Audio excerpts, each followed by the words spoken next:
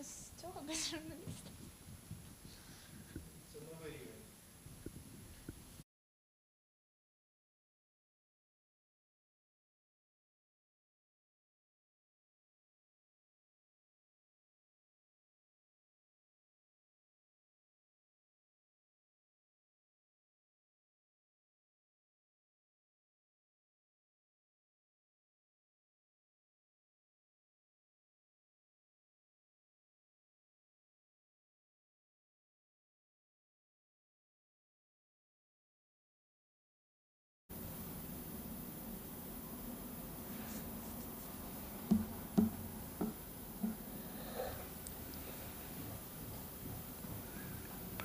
Це 14 квітня.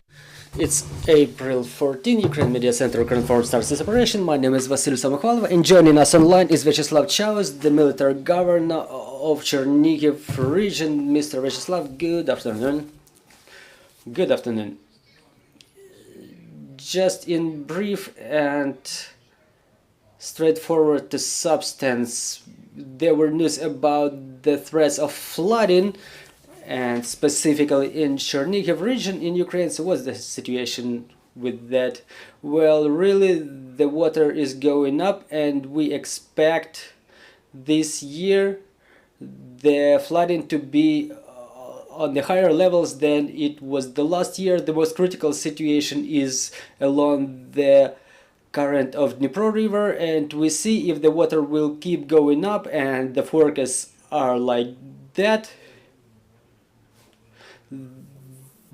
There are 22 villages and towns with a total of 4,000 residents are under threat of flooding. Seven villages are flooded already. They are those that located on the banks of the Dnipro River. The water keeps coming, so we gathered the committee which involves the representatives of State Emergency Service, and we developed all the necessary steps to be taken. So now the State Emergency Service, in cooperation with military administration and even the State Border Guard, we take all necessary steps to have people's basic needs covered. And in case the evacuation will be needed, we will exercise it as well. Well, we know that recently there was a new bridge opened which was repaired, which sped up the way to get from Kyiv to Chernihiv. Recently we celebrated 1 year of the occupation in Kyiv region. What can you say about 1 year after liberation?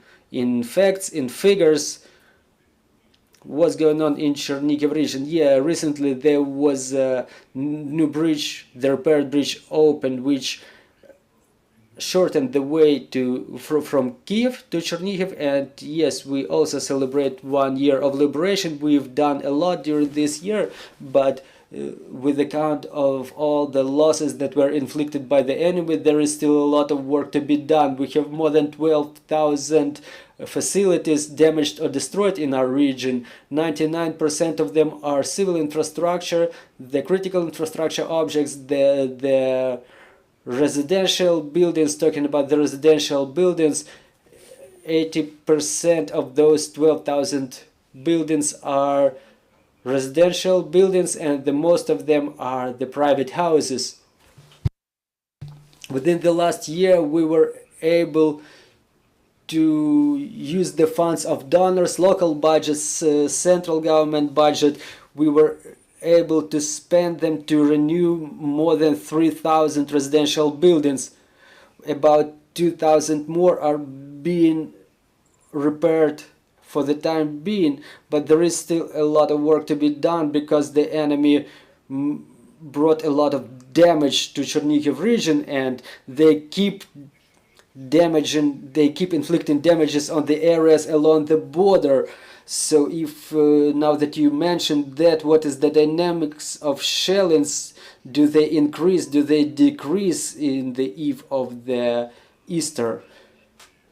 This week we had daily shellings in Novosiverska community, in a number of villages. Also it was extremely hot last week when the enemy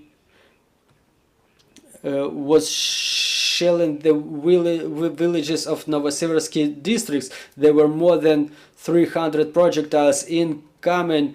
They inflicted aviation strikes that was not happening for a long time in Chernihiv region.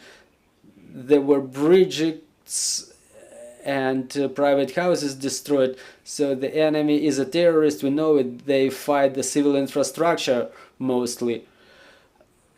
The electric supply was cut recently, and yesterday there was another village just a couple of 100 meters from the border. Not so much people live there, about 40 people still live there, but there are people and they have to be provided with all necessary basic services, and we have to take care about them.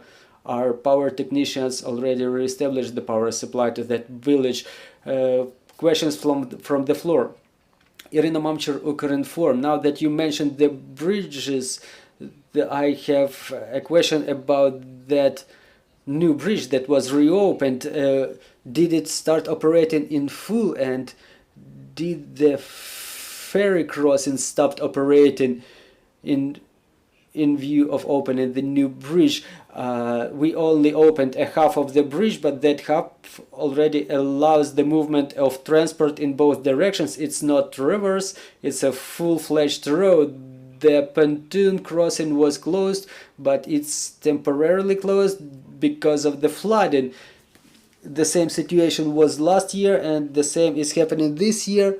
We add some ground there, and there are no plans to shut it down, because we will launch the movement through this crossing as well. It will be an additional route that can be used by lighter vehicles. And if I'm not mistaken about the bridges in Chernihiv regions, during this year of the full-scale war, 20 and something, almost 30 bridges were destroyed. Can you tell us how many of them were already repaired? Do you plan to repair all of them? And if so, when? When are you planning to repair all of them? 35 bridges were destroyed during the active phase of Russian invasion of our region. The 36th one was damaged by the enemy last week by the enemy's aviation strike. Out of those 36, we repaired 31. 4 of them were repaired capitally, and in the rest were repaired with the help of friends. They provided us with 4 bridges or 5 bridges. 4 bridges were already installed. The high level of water is an obstacle for us to install the 5th one. It was all done last year. The logistics was fully destroyed, and we did everything we could to improve the logistics for businesses and for the individuals. So now I can state that the situation with the bridges is not bad. I wouldn't call it good. However, we still have to repair a lot of bridges on a capital basis, because there are limitations on the weight of vehicles which can cross certain bridges. So we will repair the bridges, and we will engage the donor funds, and we keep talking about this with our international partners. We reiterate that stance to our international partners on a constant basis. So you're probably talking about the bridges that were destroyed due to the long lifetime. No, I'm talking first of all about the bridges that were destroyed and where we established the temporary detours. There is no full load on those bridges, and it's a problem for today as well. Also, the question about the communities along the border that are being shelled by Russians. Are there many people still remaining in those villages that are constantly under shellings and under bombardments, where they offered any options for alternative billeting and accommodation for evacuation. There are 34 villages that end up under permanent shelling, and the total number of residents there is 11,000 people. The biggest is the town of Samilivka. It's about 7,000 people. About 1,600 people evacuated for the time being, and we keep working with the local population. We provide them with evacuation options. The communities want to retain the people within their communities, so they find alternative accommodation for them.